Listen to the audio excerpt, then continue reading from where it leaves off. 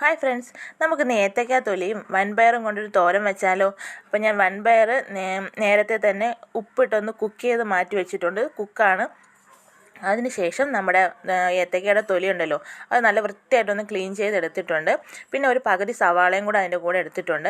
ഞാൻ എങ്ങനെയാണ് ഇതിന് കട്ട് ചെയ്യേണ്ട രീതി ഞാൻ നോക്കിയിട്ടുണ്ട്. അറിയാത്തവർക്ക് വേണ്ടിയാണ്. നമ്മുടെ സാധാരണ രണ്ടായിട്ട് കട്ട് ചെയ്തതിന് ശേഷം ചെറിയ ചെറിയ പീസാക്കിയിട്ട് നമ്മൾ തോരത്തിന് അരിയുന്ന പോലെ അരിഞ്ഞെടുത്തതിന് ശേഷം നമ്മളിത് വെള്ളത്തിലിട്ട് വയ്ക്കും. അതിൽ ചെറിയൊരു കറയുണ്ട്, അതുകൊണ്ടാണ്.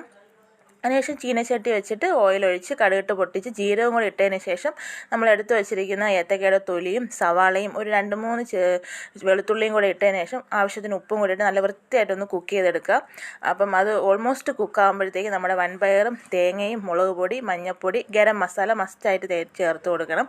അതും കൂടെ ഇട്ട് നല്ല വൃത്തിയായിട്ടൊന്ന് ഇളക്കിയെടുത്ത് കുക്ക് ചെയ്തെടുത്താൽ നമ്മുടെ അടിപൊളി ഏത്തയ്ക്ക തൊലി തോരൻ റെഡിയായിട്ടുണ്ട്. എല്ലാവരും ഇതുപോലെ